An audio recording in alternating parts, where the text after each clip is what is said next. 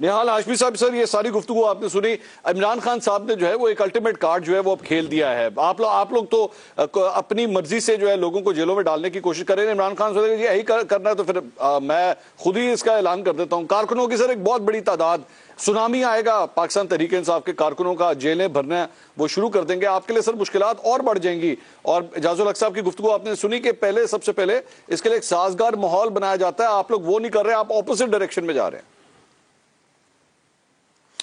بسم اللہ الرحمن الرحیم. منصور بھائی، جیل بھرو تحریک کی ایک فلسفی ہے. اس میں سب سے پہلے تو جو لوگ ضمانت پہ ہوتے ہیں وہ اپنے شیورٹی پیپر جو باؤنڈز ہیں اسے کینسل کریں اور عدالت کو یہ کہہ دیں کہ ہم ضمانت پہ رہا نہیں ہونا چاہتے، ہم اپنے ضمانت کے کاغذات واپس رکھتے ہیں، ہم پروسیڈ نہیں کرنا چاہتے ہیں.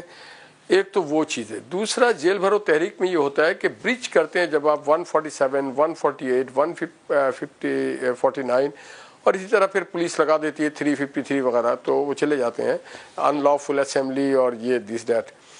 تو یہ اس کی جو فلسفی ہے وہ ہے انگریزوں کے خلاف، یہ ہے آمریت کے خلاف، جہاں پہ جمہور کے پاس آواز کے لیے کوئی پلیٹ فارم نہیں ہوتا تھا، جہاں پہ ایمرجنسی ہو یا مارشاء اللہ ہو.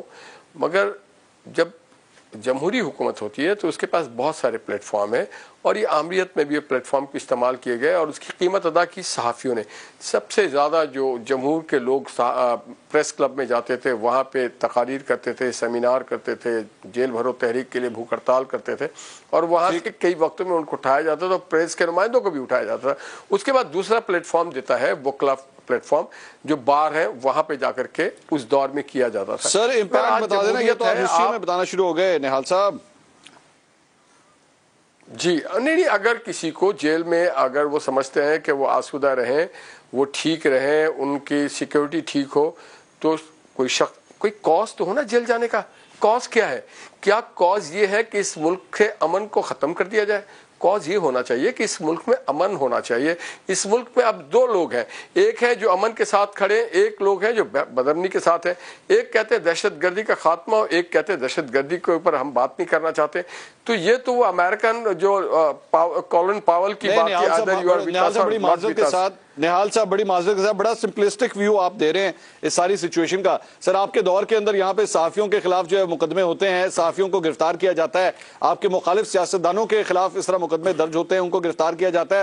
فواد چودھری کے منہ کے اوپر کپڑا ڈالا جاتا ہے، ہاتھ میں ہتھکڑی پہنائی جاتی ہے، ایسا لگتا ہے جیسے انہیں نشان عبرت بنانے کی کوشش کی جا رہی ہے.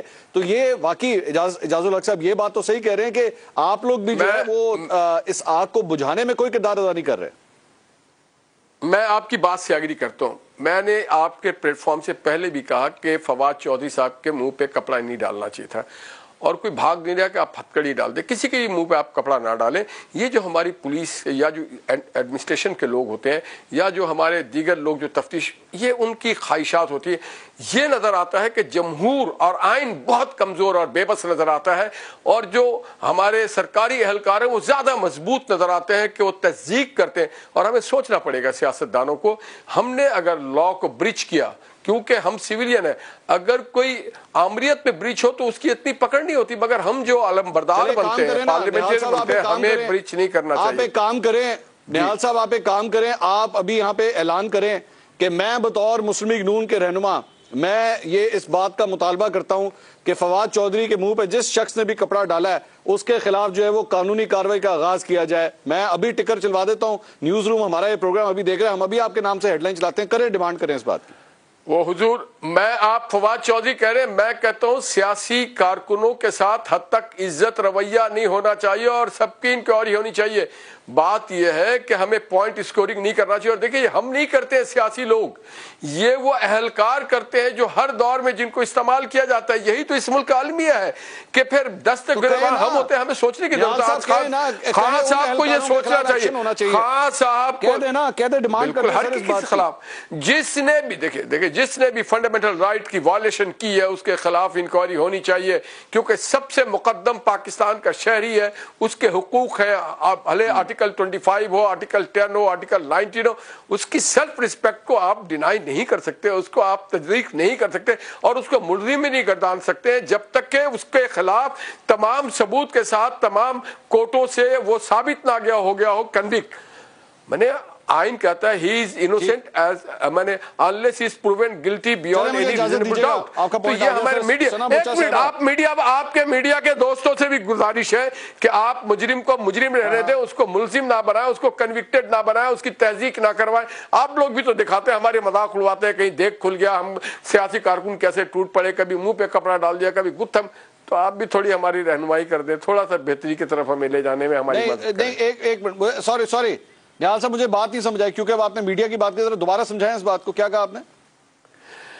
मैं ये कहता हूं कि मीडिया भी हमारी रहनुमाई करे कि सियासी कारकुन जब एक दूसरे से दस्तगिरबां होते हैं, खाने का देख खुलते हुए खाने पे टूट पड़ते हैं, केक लूटते हैं, या सर थोड़ा सा आप हमारी तरबियत तो करें कि माजी में हमारे अकाबरीन क्या करते रहे। मोहम्मद अली जिन्ना के बाबा कौम के वक्त में क्या होता था, उसके बाद लियाकत अली खां के दौर शरवर्दी की अच्छी चीजें दिखाएं ताकि हमारी तरबियत हो सके, और उन अहलकारों को ही बताएं कि निशानी इबरत बन जाते हैं जो लोग लोगों पे जुल्म करते हैं। भाईजान, तरबियत तब होगी जब आप खानदानों की सियासत से बाहर आएंगे। पहले अपनी पार्टियों के अंदर पॉलिटिकल कल्चर जो है उसको ठीक कीजिए, तरबियत तब खुद ब खुद शुरू हो जाएगी जब हर सियासी नहीं खानदानों की 20-25 साल की स्ट्रगल के बाद।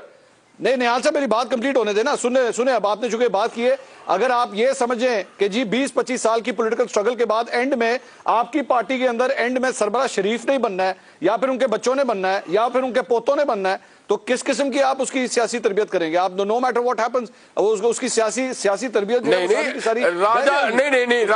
राजा गफूरुल्लाह साहब हमारे चेयरमैन रहे, जावेद हाशमी साहब हमारे सदर रहे ना, हमारे मोहम्मद नवाज शरीफ की फैमिली से भी बात। चले कितने जावेद हाशमी? आज जावेद हाशमी बताइए, जावेद हाशमी पार्टी में है, जावेद हाशमी पार्टी में ही है वो इस वक्त उनके पास। राजा गफूरुल्लाह आज भी हमारे पार्टी के चेयरमैन है।